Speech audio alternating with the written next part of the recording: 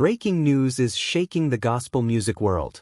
Jonathan McReynolds, the voice behind some of the most inspiring gospel anthems, has finally stepped forward to confirm something fans have long suspected but never heard directly from him.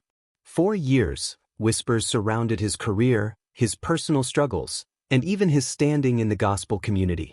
Today, we dig deep into the awful truth Jonathan McReynolds himself has now confirmed, a revelation that could change how many see him, not just as an artist, but as a man of faith. Jonathan McReynolds was not just another gospel singer who came and went. From the start, he stood out for his ability to merge contemporary sound with gospel's spiritual depth. Born in Chicago in 1989, Jonathan grew up surrounded by music and church culture. His natural gift for songwriting and soulful vocals quickly made him a fresh face in a genre often dominated by traditionalists. When he released his debut album Life Music in 2012, critics immediately noticed that he was not following the cookie-cutter formula. His lyrics didn't just shout joy and praise, they wrestled with doubts, human weakness, and the real struggles of trying to walk a life of faith. Songs like No Gray challenged Christians to stop living in compromise. By the time he dropped Make Room in 2018, Jonathan wasn't just a gospel singer, he was a gospel voice of his generation. But behind the polished performances and Grammy wins, Jonathan always hinted at something more personal, something deeper. He often spoke about insecurities, battles with self-doubt, and even moments of spiritual dryness. Fans admired him for being transparent, but still, there were questions. Was Jonathan hiding a truth the gospel world wasn't ready to hear? As Jonathan's fame grew, so did the spotlight on his personal life. Unlike many of his peers, Jonathan never married, and his love life was always under scrutiny. Fans began speculating.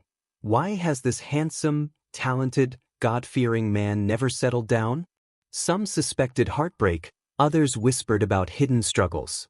On top of that, being a gospel artist isn't easy. You're expected to be perfect, a role model without cracks or flaws. The pressure on Jonathan was enormous. While mainstream artists could openly discuss struggles with mental health, heartbreak, or even faith, gospel musicians were often expected to remain untouchable, almost saint-like. For Jonathan, that mask was becoming harder and harder to wear. For years, Jonathan teased his struggles in his music. Cycles revealed his battle with repeating mistakes. People unveiled his pain from betrayal and judgment. But these were songs, artistic expressions that fans could interpret in many ways. Then, during a recent interview and live session, Jonathan finally confirmed what many had feared.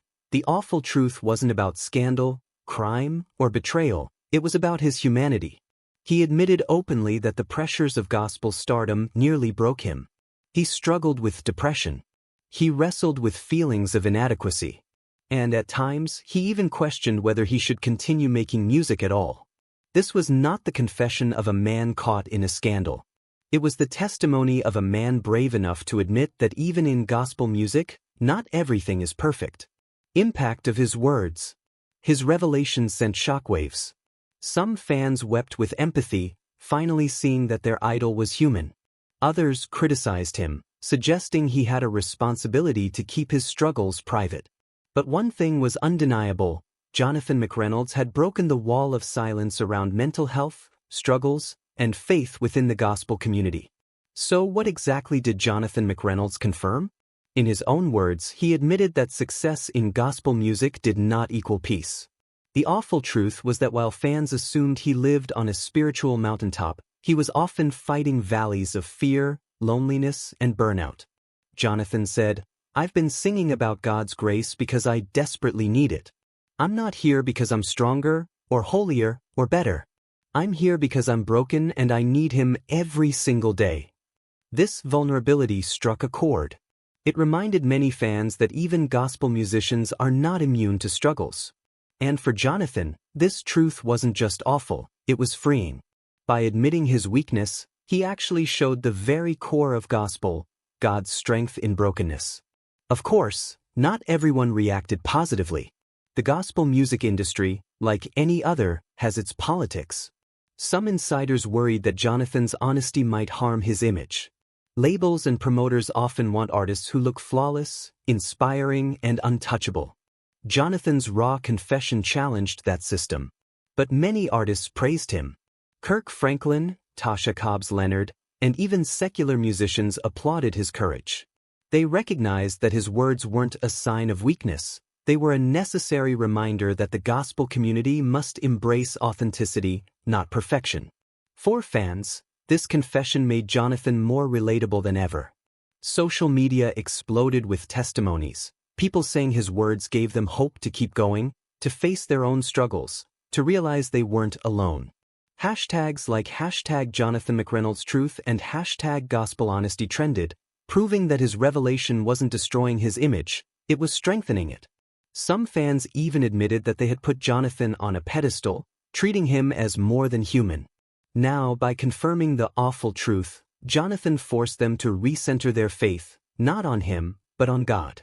Jonathan's honesty goes beyond gospel. It raises a bigger question. How many celebrities, leaders, and even preachers are hiding their battles just to keep up appearances? How many people feel crushed by the pressure to look perfect?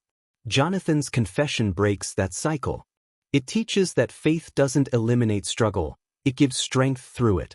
His revelation encourages a culture shift, not just in gospel music, but in how society views leaders, artists, and public figures.